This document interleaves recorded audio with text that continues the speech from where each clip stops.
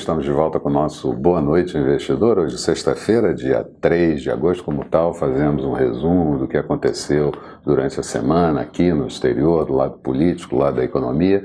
E associado a esse vídeo você encontra um texto com maior riqueza de detalhes.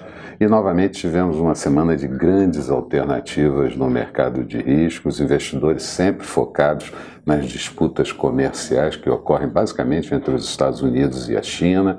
Acirramento dessa situação acabou influindo no comportamento dos mercados acionários, mexendo também com juros e câmbio. No plano internacional, ainda tivemos como pano de fundo dessa situação várias reuniões de bancos centrais importantes.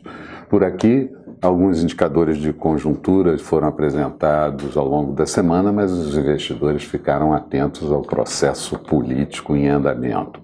Tivemos ainda na Bovespa o mês de julho com uma valorização de 8,88%, muito positiva para tudo que passamos e que o mercado internacional passou ao longo do mês de julho que encerrou. Os investidores estrangeiros contribuíram com tudo isso, aplicando recursos, voltando com recursos, no montante de 3,8 bilhões de reais. Também mexeu por aqui no exterior a safra de balanços referente ao segundo trimestre do ano, especialmente no que diz respeito às ações do segmento de tecnologia no mercado americano. No que tange às reuniões de bancos centrais, o Banco Central inglês elevou a sua taxa de juros de meio ponto percentual para 0,75%. Já estava mais ou menos previsto, mas o que surpreendeu foi a votação unânime de seus membros por essa alta da taxa de juros. A percepção é que uma nova alta do Banco Central inglês só ocorra lá para o mês de fevereiro de 2019, quando teremos já a proximidade do Brexit. Aliás, Mark Carney, presidente do Banco Central inglês, acrescentou que as perspectivas podem mudar em função do Brexit, mas o Banco Central inglês ampliou a sua expectativa de aumento do PIB no ano de 2018 para 1,5% e 2019 com 1,8%. Já o Fed manteve a política monetária estabilizada como previsto, identificou a economia crescendo forte, mercado de trabalho em expansão, inflação convergindo para a meta, mas também alertou para as incertezas na área comercial, não enxergando um aumento do risco no que diz respeito a isso. As avaliações dos analistas continuaram a ser de duas altas ao longo do ano de 2018, adicionais agora no mês de setembro e também lá no mês de dezembro.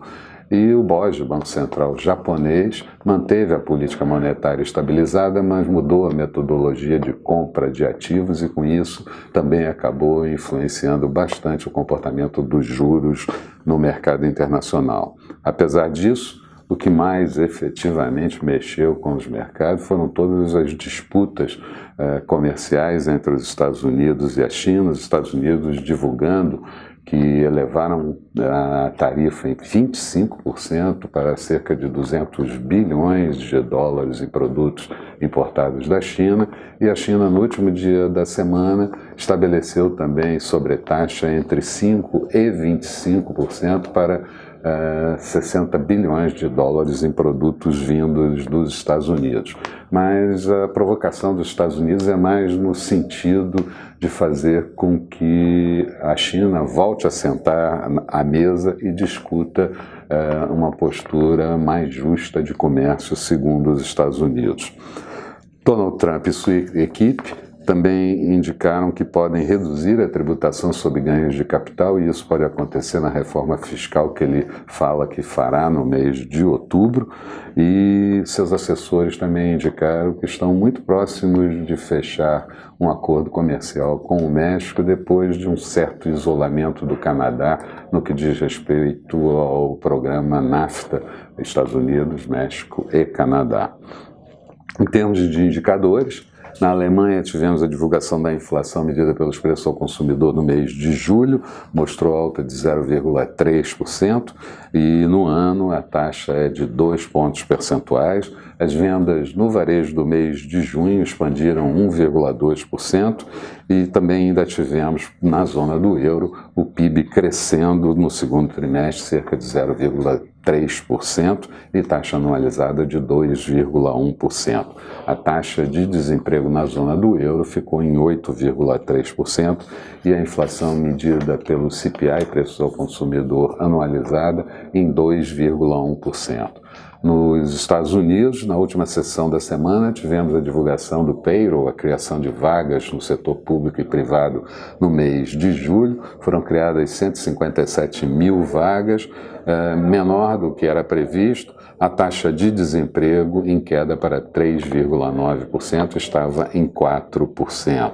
Ainda tivemos as encomendas à indústria do mês de junho, em expansão de 0,7%, e também o deflator de preços de consumo, PCE, com uma alta de 0,1%, núcleo anualizado em 1,9%, mostrando essa convergência da inflação para a meta.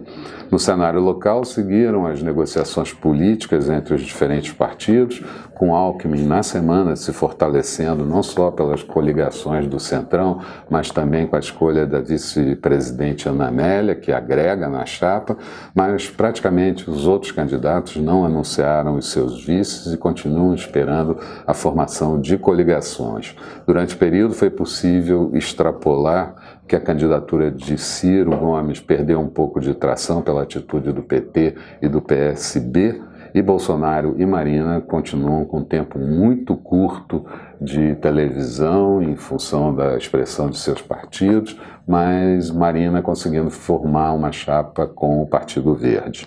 Na economia, a pesquisa Focus veio muito tranquila, com muito poucas mudanças, mas melhorando no que diz respeito ao setor externo. O IBGE anunciou dados da PNAD contínua, com a taxa de desemprego no trimestre encerrado em junho em 12,4%, população desempregada de 13 milhões, e qualidade do trabalho muito baixa, já que a carteira assinada perdeu substância ao longo do período. O IBGE também anunciou a produção industrial do mês de junho, uma expansão de 13,1%, depois de ter caído 11% no mês de maio, em função da greve dos caminhoneiros. E eu destaco como dado positivo bens de capital em expansão de 25,4% no mês de junho. Resultado disso, na semana o índice Bovespa teve uma valorização de 1,96%, o índice em 81.435 pontos, é a sexta semana de alta seguida do índice Bovespa. No último dia da semana, alta de 2,26%. O Dow Jones na semana ficou praticamente estável, valorizou 0,04%, Nasdaq em alta de 0,97%. O dólar por aqui encerrou a semana cotada a R$ 3,72, uma queda na semana de 0,24%, no último dia da semana, queda de 1,35%. Falando um pouco das perspectivas, dois fatos certamente vão ser repassados para essa próxima semana e devem afetar o comportamento dos mercados. No segmento internacional, os desdobramentos dessa disputa na área comercial entre os Estados Unidos e a China, e no plano local, o término das convenções partidárias, inclusive a convenção do PT, que vai ser muito importante de avaliar, além de pesquisas de opinião que vão sair ao longo do final de semana. Vai ser possível vermos quais são as candidaturas que realmente vão vingar, e também fica pendente a decisão do STF sobre Lula, sobre a prisão de Lula, e a decisão do TSE. No plano externo, é de se prever uma suavização, principalmente no que diz respeito aos acordos comerciais com o México e também um pouco com o Canadá, porém é difícil prever o que vai acontecer com os Estados Unidos e a China, já que não envolve somente um comércio mais justo entre os dois países, mas envolve também uma hegemonia tecnológica e uma denúncia pelos Estados Unidos de roubo de capacidade intelectual por lá.